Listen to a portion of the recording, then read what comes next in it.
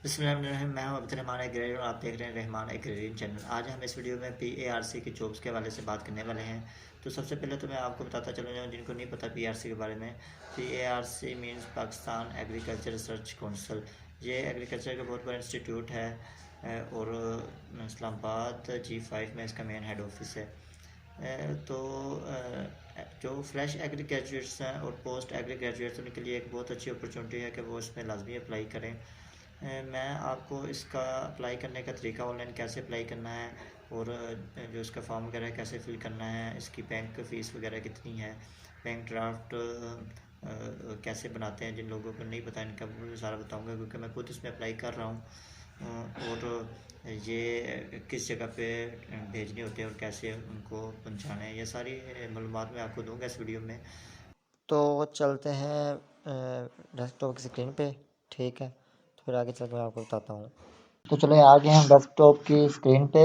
इधर से हम इस जॉब की एडवर्टाइजमेंट ओपन कर लेते हैं। ये मेरे पास पिक्चर है, इसको थोड़ा सा जूम कर लेते हैं। एक मिनट।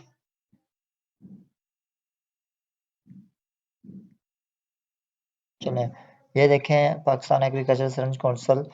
तो ये दो असल में दो पोस्टें की जॉब आई हुई है।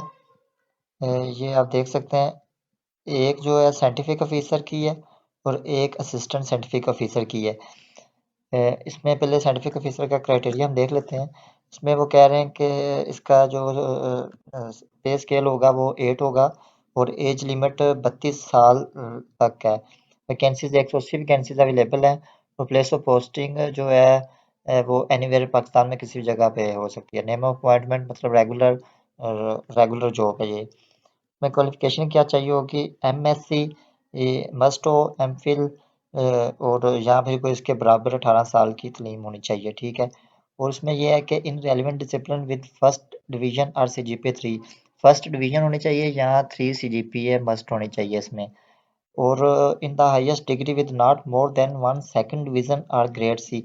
वो कह रहा है कि आपके एकेडमिक कैरियर में किसी में भी एक से ज़्यादा सी ग्रेड नहीं होना चाहिए। मतलब मैट्रिक में अगर सी है तो फिर एफएससी में नहीं होना चाहिए, या अगर एफएससी में है तो फिर मैट्रिक में नहीं होना चाहिए। मतलब पूरे एकेडमिक कैरियर में किसी एक सेशन में सी हो, उससे ज़्यादा ना हो।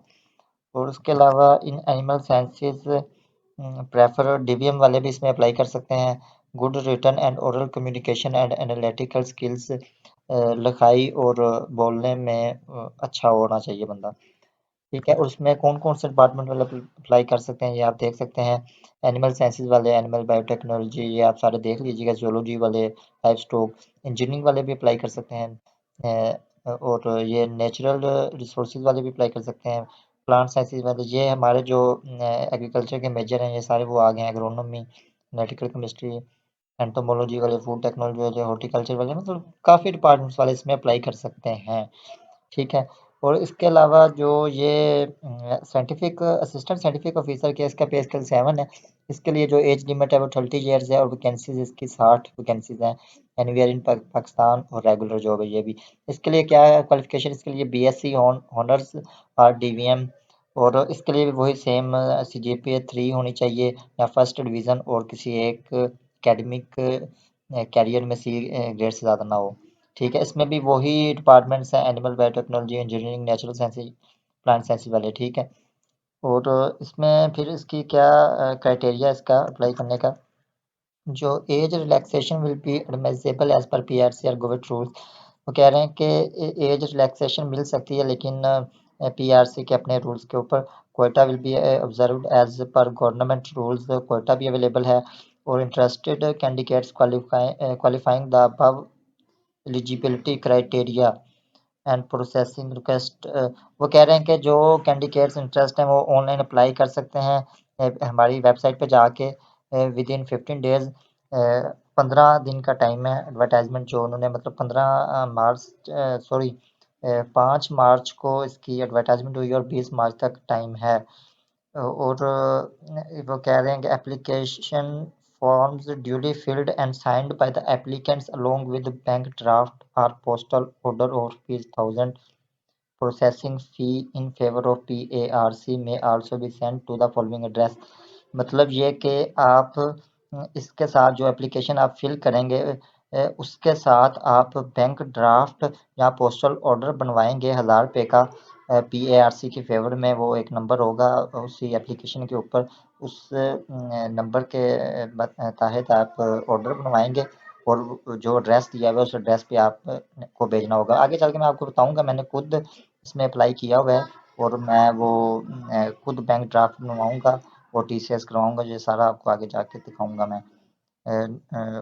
इसके अलावा no TA DA will be admissible for test interview, मतलब TA DA ये इंटरव्यू नहीं दे सकते। PARC is an equal opportunity employer and female, वो कह रहे हैं कि फीमेल लड़कियां भी इसमें अप्लाई कर सकते हैं।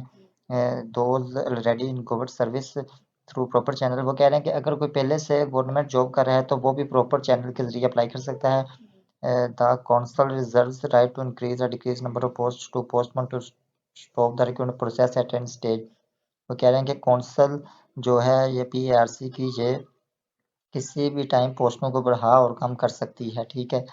Selection will be made on discipline with merit, discipline wise merit and by considering the province wise quota for each post. वो कह रहे हैं कि सिर्फ मेरिट की बेस पे ही सिलेक्शन होगी। होएवर डिस्ट्रीब्यूशन ऑफ पोस्ट में vary as per council requirements of staff in different discipline, मुख्तलिफ जगह पर भी वो भेज सकते हैं आपको, ठीक है। ये इनका एड्रेस है।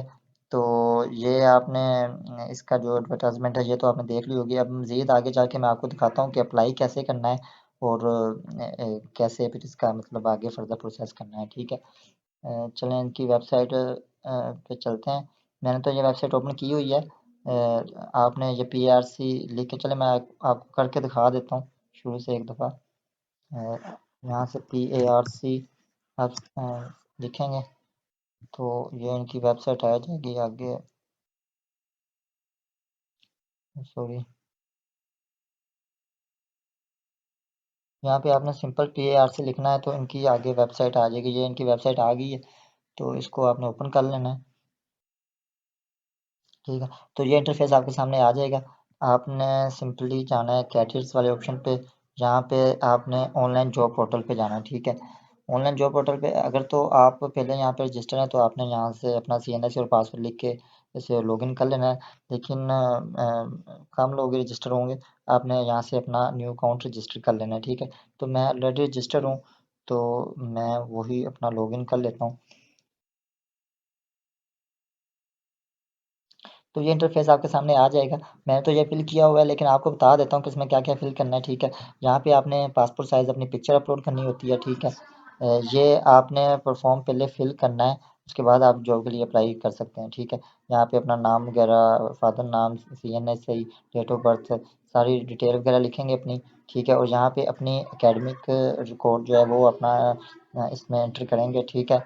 इसके अलावा जो वर्क एक्सपीरियंस, अगर आपके पास कोई जॉब है तो आप वो ऐड कर लें, अगर नहीं है तो वो आप इसको स्किप भी कर सकते हैं, ठीक है।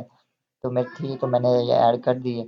ये कंप्यूटर स्किल्स अगर आपके पास कोई हैं तो वो ऐड कर सकते हैं, नहीं तो अदरवाइज़ कोई ज़रूरी नहीं है। ये पब्लिकेशन, अगर आपकी कोई पब्लिकेशन है तो आप इधर वो एंटर कर दें, अगर नहीं है तो इसको छोड़ दें, ठीक है। ये सारी चीज़ आपने जब फिल कर लेनी है तो फिर आपके पास ये जॉब्स वाला ऑप्शन आ जाएगा। आपने इधर जॉब पे क्लिक करना है और अवेलेबल जॉब्स पे चले जाना है, ठीक है। ये आप अवेलेबल जॉब्स पे आ जाएंगे तो इधर से आप देख सकते हैं कि पहले तो क्या लिखा हुआ है, following post are available in PRC at the moment, to apply for a post और view its detail click now. कह रहे हैं कि इनके ऊपर क्लिक करके आप अपनी पोस्ट को देख सकते हैं। और ये कह रहा है कि a copy of the application form should reach the office of the undersigned before due date on the following day. वो कह रहा है कि जो आप जिस भी पोस्ट में अप्लाई कर रहे हैं, जो आपकी एप्लीकेशन कॉपी है वो ड्यू डेट से पहले पहले हमारे पास पहुंच जानी चाहिए इस एड्रेस पे। मतलब अगर 20 मार्च लास्ट डेट है तो 20 मार्च तक वो आपकी एप्लीकेशन उनके ऑफिस पहुंच जानी चाहिए। उसके बाद जो होगी वो एक्सेप्टेबल नहीं होगी। Deputy director recruitment room number 220, ये इनका एड्रेस दिया हुआ है। इधर हमने वो भेजनी है TCS के ज़रिए या जैसे। तो ये देख लेते हैं assistant scientific officer, scientific officer. मैं तो असिस्टेंट साइंटिफिक ऑफिसर पे अप्लाई कर रहा हूँ तो मैं इसको व्यू कर लूँगा। आप देख लीजिए आप जिसमें अप्लाई कर रहे हैं, इसको हम व्यू करेंगे। तो ये देख सकते हैं कि इधर भी वही चीज़ें बता रहे हैं, पोस्ट नेम, प्रोजेक्ट स्केल और एज 30, ये हमारी ये जो एजुकेशन का बता रहा है, ठीक है। इसमें हम अप्लाई वाले ऑप्शन पे चले जाएंगे, ठीक है। तो ये मेरा तो ऑलरेडी अप्लाई हुआ पर है, तो ये अप्लाई मतलब जो आपने उधर पीछे इन्फॉर्मेशन एंटर की होगी तो ये आपका आ जाएगा, ठीक है। यहाँ से आपने ये एंड वाली दो चीज़ सेलेक्ट करनी है कि आपकी एज, आपको एज रिलैक्सेशन तो नहीं चाहिए, तो हमें नहीं चाहिए, ठीक है। और हम प्रॉपर चैनल से, तो अगर आप गवर्नमेंट एम्प्लॉई हैं तो फिर आप प्रॉपर चैनल सेलेक्ट करेंगे, अगर नहीं है तो फिर आप नो कर देंगे, ठीक है, सिंपली। फिर आप यहाँ से सबमिट कर देंगे, ठीक है। मैंने पहले ही भेज दी है, तो मुझे अभी ज़रूरत नहीं है इसकी। तो अगर जिसने पहले ये काम किया हुआ है तो वो सिंपली अपनी यहाँ से ना, जब आप अप्लाई कर देंगे, अब माई एप्लीकेशंस पे जाके आप यहाँ से अपना जो एप्लीकेशन है उसका प्रिंट निकलवा सकते हैं। तो मैंने यहाँ पे अप्लाई किया हुआ है असिस्टेंट साइंटिफिक ऑफिसर की पोस्ट पे। तो यहाँ से सिंपली मैं प्रिंट पे जाऊँगा अपना, वो फाइल सेव करने के लिए या प्रिंट निकलवाने का। अगर तो आपके पास प्रिंट है तो आप यहाँ से प्रिंट भी डायरेक्ट निकाल सकते हैं, ठीक है। अगर प्रिंट नहीं है, आप इस फाइल को सेव कर सकते हैं, ठीक है। यहाँ से मोर सेटिंग्स पे जाके एक मिनट, ये आपकी जो एप्लीकेशन है ये सिंपल ऐसे आ जाएगी आपके सामने, ठीक है। आप इधर प्रिंट पे क्लिक करेंगे तो ये आप इधर सेव कर सकते हैं, फाइल नेम कुछ भी लिख के या ऑर्डर लिख के इधर इसको सेव कर देता हूँ डॉक्यूमेंट्स में सिंपल। ये मेरी फाइल हो गई है सेव, ठीक है, मेरे पास। तो मैं सिंपल जाता हूँ उस पर,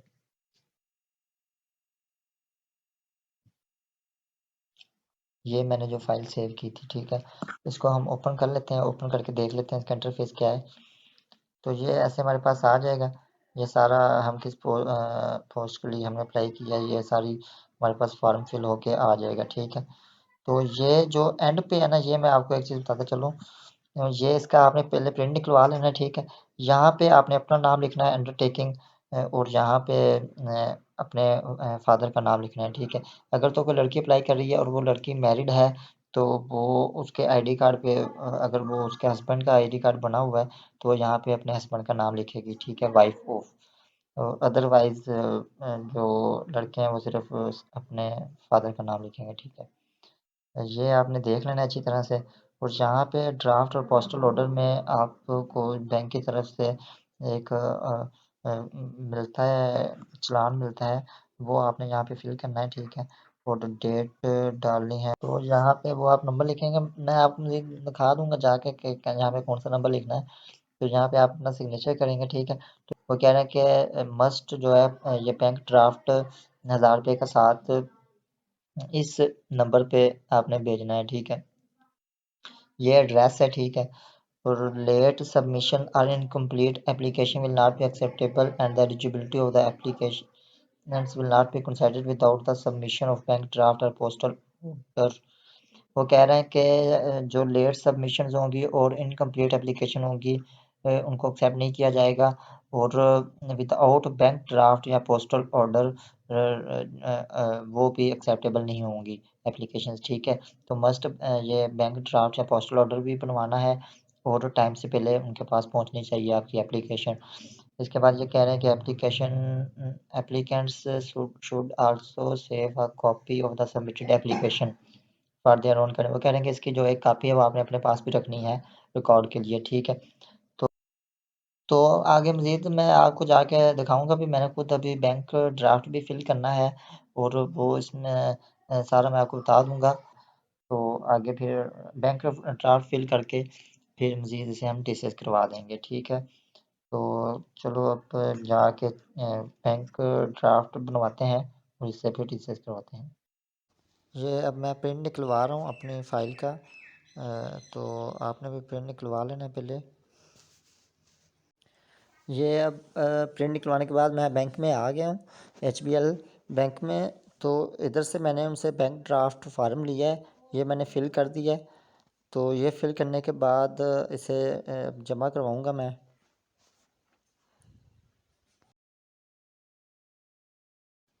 अच्छा, तो वो मैंने जमा करवा दिया था, तो उसके बाद मुझे ये प्रिंटेड फार्म मिल गया।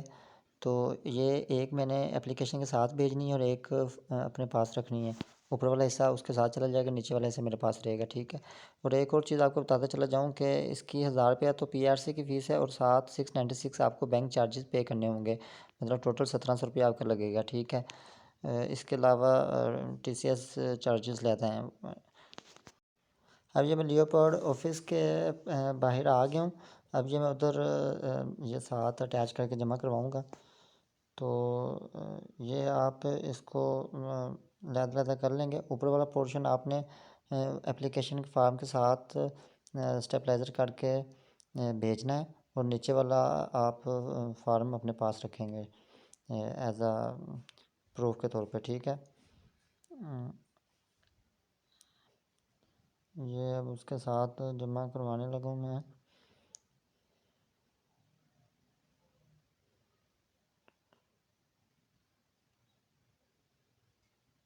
अभी ये आप देख लें कि इधर जैसे मैंने बताया था अपना नाम और फादर का नाम लिख देना है, ठीक है। और नीचे डेट इधर लिख देनी है और ये इसके ऊपर ऑर्डर लिखा होता है राइट साइड पे ब्लैक कलर का लिखा होगा, वो ऑर्डर नंबर आपने इधर लिख देना है, ठीक है। ये सिंपली ऑर्डर नंबर लिख दिया मैंने और नीचे अपने साइन कर देंगे आप, बस। अब सिंपली वो इसको मैंने दे दिया।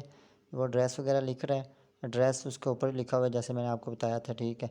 ये अब हो गया ये पैकिंग और इसके अलावा आपको चार्जेस देने पड़ेंगे 400-500 जितने भी हैं, ठीक है। तो फाइनली अभी ये मैंने करवा दिया है। तो गाइस इतना समझ लें लंबा चौड़ा प्रोसेस था, तो काफ़ी मैं समझ लें काफ़ी खपा हूँ। तो आपसे रिक्वेस्ट है कि अभी अगर वीडियो अच्छी लगी होगा तो लाइक लाजमी कर दीजिएगा।